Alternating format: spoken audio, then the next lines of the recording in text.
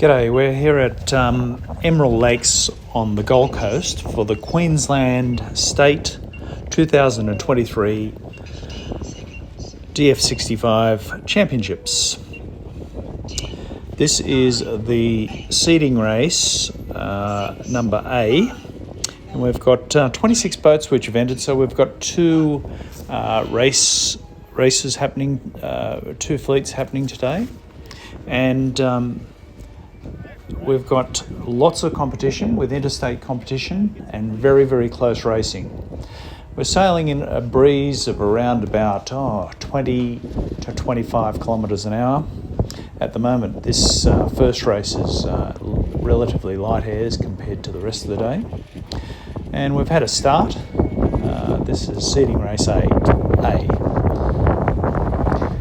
Leading the fleet out is 52. That's Mike from Springfield Lakes. We've got 6 clubs represented here today, from Royal Sydney Radio Yacht Club to Paradise, to Springfield Lakes, to Eagleby, Wynnum Manly, and Redlands Sailing Group. So, big turn up. As you can see, it's beautiful conditions here at the Gold Coast.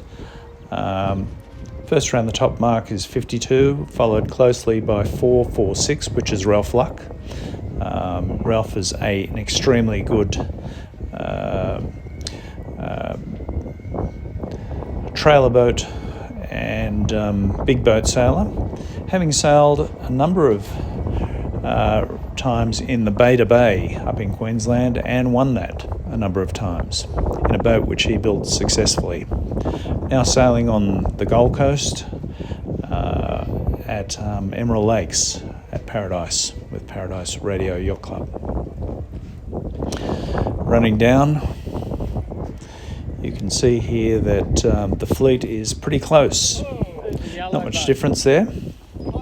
So one mistake and it costs you dearly. These races go for between 6 and 9 minutes or thereabouts. 52's got a nice little lead there with 446 coming in behind closely. We've got Bill Clancy and the team who have organised this day's event. Done a sterling performance, and we're just coming up here. There's a lot of congestion here at this bottom buoy, but they've all managed to go around that nicely and cleanly. 5-2's Mike's running a fairly straight mast. These sorts of conditions. The weather helm was a real issue for this day's racing, with people moving their masts forward just to try and get rid of that helm. So it was a real day of tuning your boat, because the conditions increased up to 25 kilometres an hour. And the day, everyone carried their A+ rigs for the day. As you can see, not much chop, which is beneficial. It's lovely conditions out here. This is we're doing 2 sausages and a windward finish. Mike coming up here for the top mark. Running a 950 mast rake, I understand, from Mike, which seems to be going quite well. But fairly flat sails compared to 446, who was running a fairly full main and full jib with a lot more twist.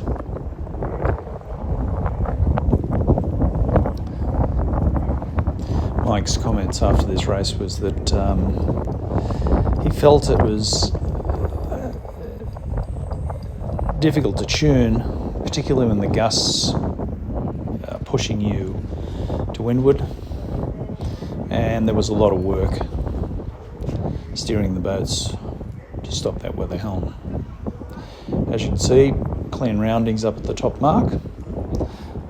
The boats are laying over fairly significantly. So we're at the top end of the A+.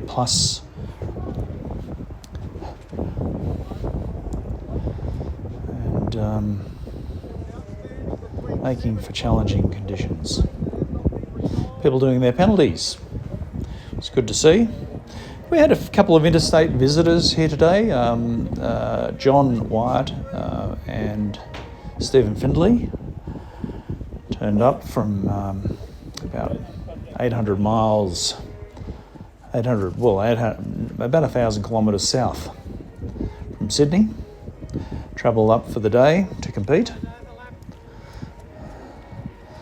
We had a bit of a slow start at the start of the day because the wind changed significantly and the course was adjusted by Bill Clancy and the team across to the southern side of the lake. Coming up for a finish now, we've got 5-2 covering 446. 5-2's actually dropping away down onto 446 to make sure she's between her and the finishing mark, but that hasn't really worked out for her. She's had to tack away, and 446 has got a clean pair of legs and moving forward. A lot of tactics on this course with the wind shifting between 5 and 10 degrees in the upwind course, so it was really a matter of choosing those lifts and knocks and maximising your speed upwind. Coming in for a finish now. Don't forget to subscribe to the channel. Have lots of content. We have 7 of these races today, the A series, the A racing groups. So only 7 races, unfortunately. But please subscribe to the channel and don't forget to like if you enjoy these videos.